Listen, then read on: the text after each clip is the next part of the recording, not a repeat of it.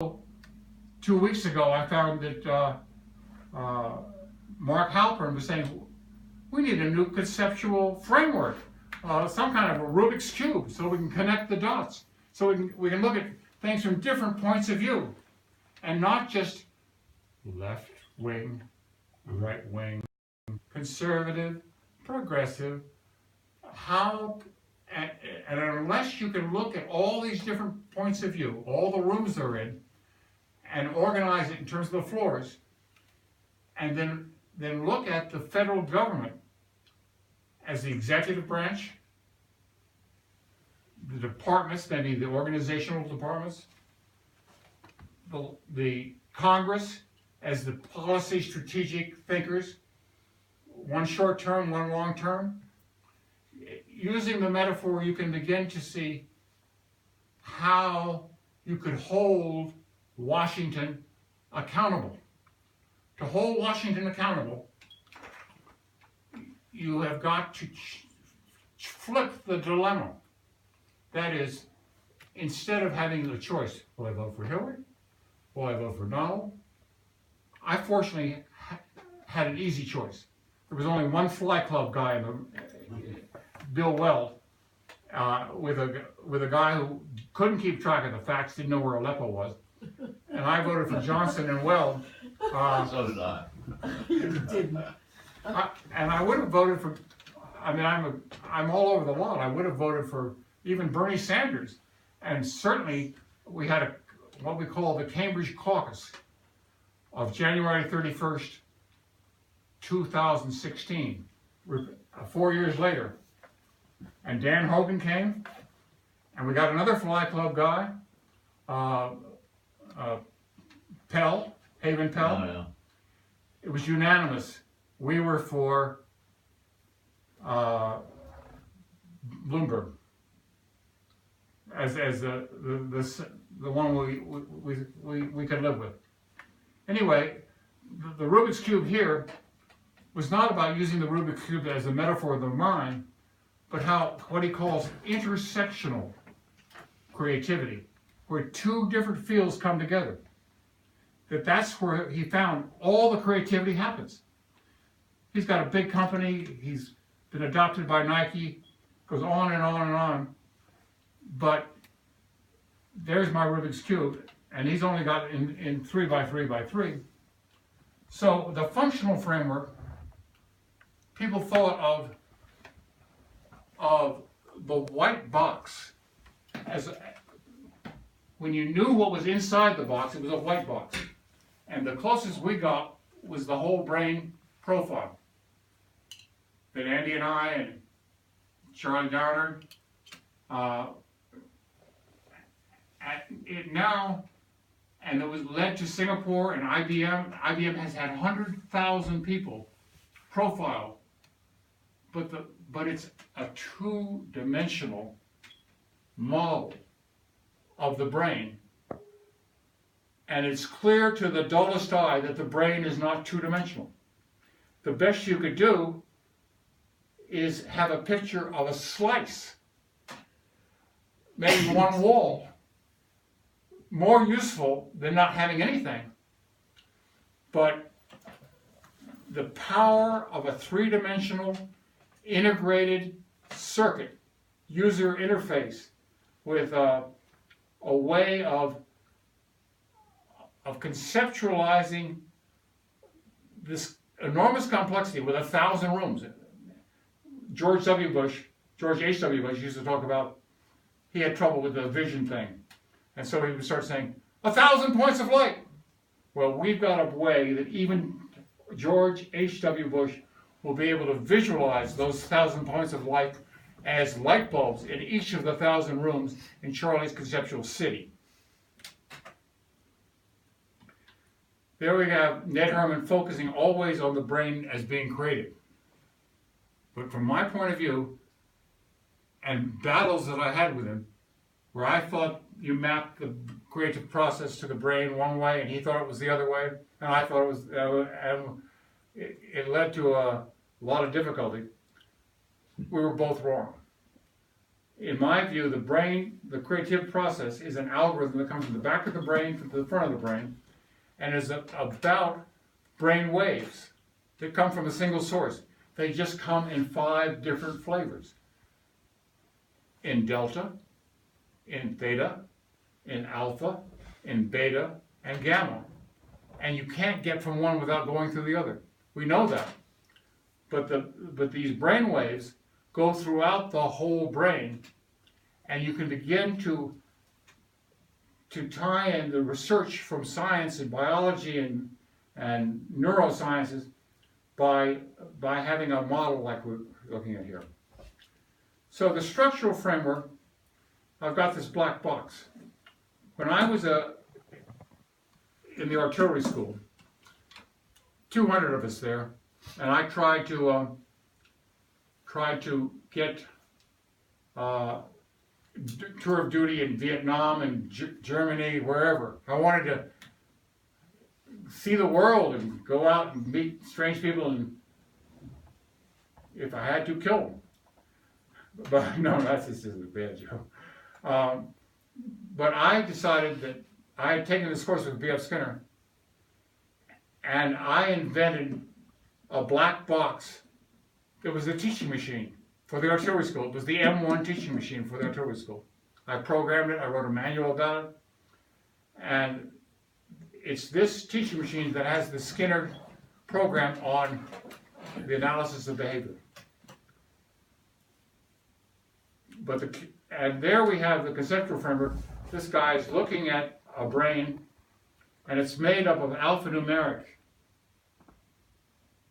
So what I'm doing now is I'm focusing on the construction of the 3D mind as a digital proof of principle prototype in Google SketchUp Pro 2017.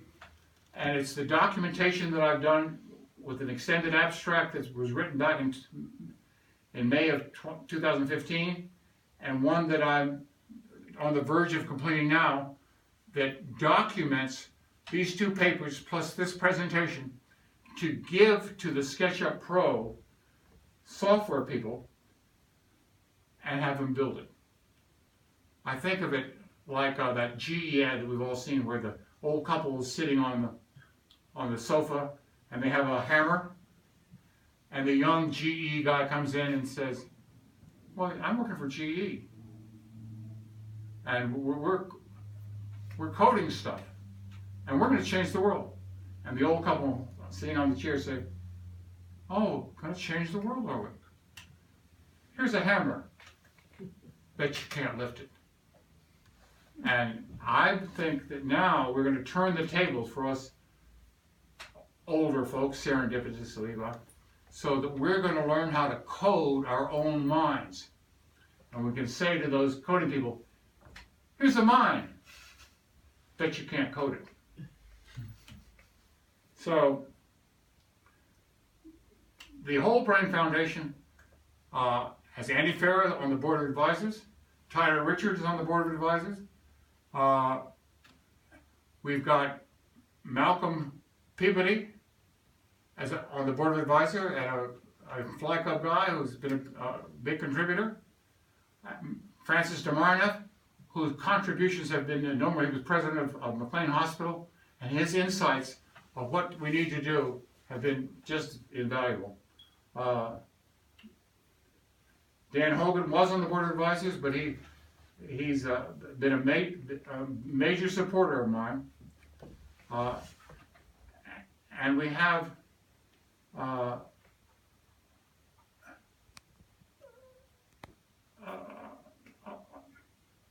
treasurer in Bucks Moolman and Tim Burke, has done all our 501c3 filing, and we're now legit, and we're filing the tax returns, and we're getting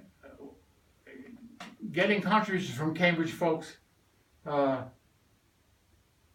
it's not the contributions that are what's important. I've raised millions of dollars. It's not about the money.